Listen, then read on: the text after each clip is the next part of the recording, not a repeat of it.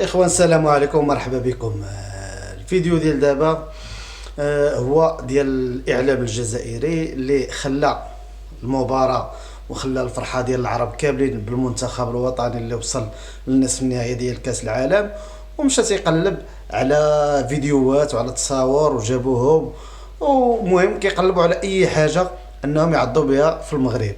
هاد الناس هادو يعني خلاو الفرحة، خلاو كأنهم عرب يفرحوا معانا. انا ما كنقصدش الشعب الجزائري اللي الحمد لله خاوه، وانما كنهضر على الاعلام الفاسد المضلل اللي كيشعل الفتنه.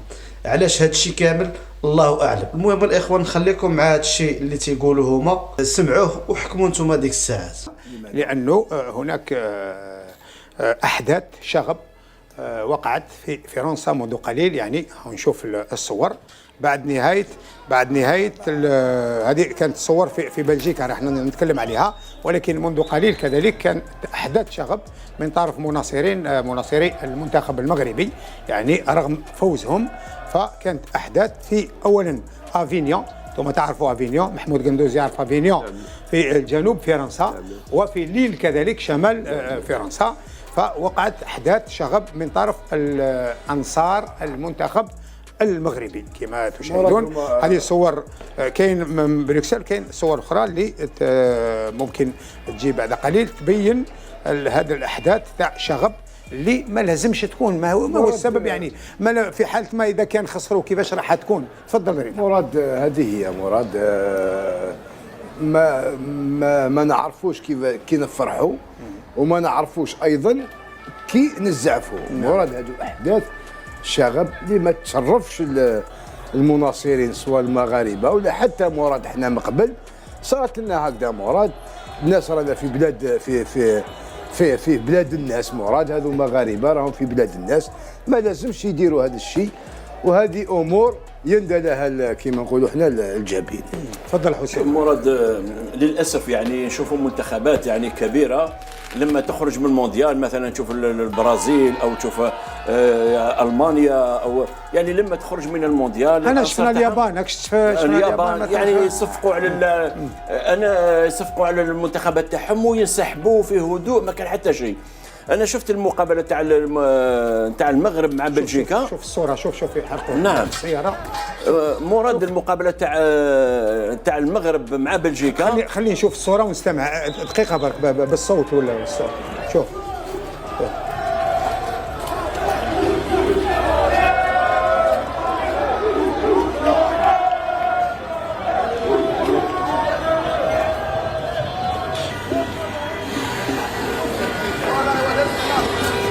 إذن هذه الصور اللي راكم تشوفوا بها كانت في بروكسل في بلجيك، ونفسها يعني وقعت اليوم كذلك في ليل وفي افينيون. شوف هذا الصور هذه تاع في بلجيكا نهار لعبت المغرب بلجيكا. انا كنت شفت في مواقع مغربيه قبل المقابله كانوا نشروا صور لانتشار كثيف لقوه الامن في بروكسل، وكانوا داروا عناوين وقالوا بان المقابله اللي راح تلعب الان في قطر بعد نهايتها راح تنطلق مقابله اخرى في شوارع بروكسل، لان الانصار رايحين يقوموا بعمليه عنف، وفعلا قاموا بالعنف بعد نهايه المقابله.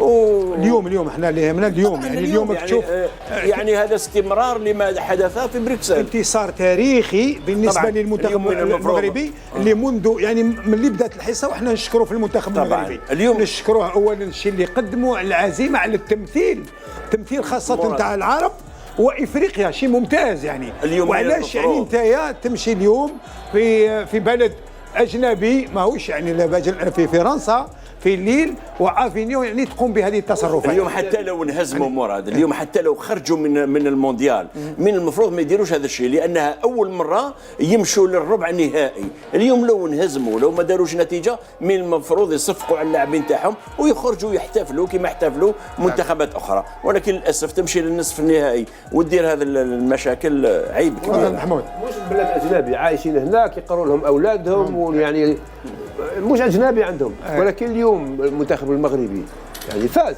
وراح نصف نهائي، المفروض فرحه بطريقه حضاريه. يعني كما قال لك حسين، اليوم تروح للنصف النهائي تحرق الدنيا. في بلد اجنبي ولا في النهائي يعني تخسر كيف لا ولا تفوز بالكاس مالا كيفاش يعني لازم يفهموا. انا نقول خاوتنا المغاربه او لا شكرناهم لازم يعني يفهموا ان هذه رياضه خلاص مش مصير بلدكم. حتى اذا خسرت اليوم شو راح يصير؟ هذه دي جون هذه فريستري هذيك عندهم مشاكل. هذو سيدي بور وكانهم صح يقراوا في فرنسا وعايشين في فرنسا ولا ماشي غير في فرنسا لا بلجيك ولا في اي بلد بصح في راسه هو اللي فريستري جو سي با. هذه وهذا الديسكور تاع بالك في بلده نعم عيب فرحه يعني علاش لازمنا كيما نقولوا حنا نخسروا ليماج تاعنا ليماج شابه يعني ايماج قال انت كوب دي موند راك واصل نصف نهائي اول مره. مراد عند العرب مش كل العرب خاصه المغرب العربي يعطيك الصحه عندهم شمال افريقيا عندهم كره القدم حرب. لما يروح مثلا شوف البرازيليين وشوف يروح يعني لافات يروح يزها يعني مش احنا كي يخسر المنتخب تاعو خلاص يعني حرب. هذه هي ولا سيدي ما سمعناكش. متاسف نهار تشوف الصوره كيما هذه كاع الكلام اللي قلنا على المنتخب المغربي فوق الميدان بيروح على الجانب التكتيكي البدني التقني وصلوا لنصف النهائي. ولما تشوف صوره كيما هذه متاسفين تشوف هاكو تشوفوا الصوره هذه تاع اليوم. شو ابتسام يونس اسمح لي نكوبيكم. شوف رضا هذه الصور وصلتنا درك. هذه الصور نتاع اللي قلت لكم على مستوى ليل شمال فرنسا باسكو قدامنا بلجيكا قريب كبيره تاع المروه وكذلك افيليا. هاكو تشوفوا هذه الصور جديده تاع اليوم اللي رانا نتكلموا عليها. تفضل يونس. وهادو فازوا اليوم وصلوا وخذيناها من الهاتف من وسيله اللي تخلينا نتعرف على الخبر هذا. تفضل يونس. نورمالمون الفرحه تاع التاهل للنصف النهائي ماشي باش يكسروا باش يعلوا باش نورمالمون الجماهير المغربيه اللي عايشه في فرنسا ولا في بلجيكا اليوم احتفالات يخرجوا فرحانين ويوريوا ليماج تاع المغرب ويوريوا ليماج تاع المغرب كامل ماشي نيكمون غير لي ماروكان. صافي دير اليوم المنتخب كنا في البدايه قلنا المنتخب المغربي نحى لو كومبلكس تاع الفرق العربيه والفرق الافريقيه.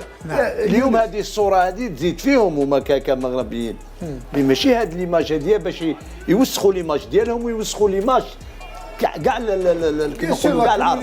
بيان سور دوك انت ايماجيني هذه تصرا في بلادهم او ايماجيني انت ديجا ليكيب المنتخب المغربي كل اللاعبين تاعو بالك متكونين في المدارس الفرنسيه. اليوم هذو كما كان يقول محمود ولا الشيخ كانوا هذو كاع ساكنين تما ياكلوا تما. ايماجيني تصرا العكس. البلجيكيين يجوا يديروا الشغب اللي عايشين فيه كما نقولوا حنا في المغرب يديروا الشغب ما نتقبلوهاش.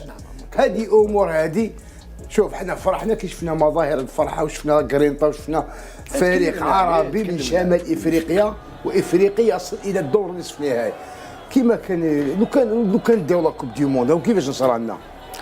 يعطيكم الصحه بارك الله فيكم. على كل حال كان هذا في ركن الكواليس.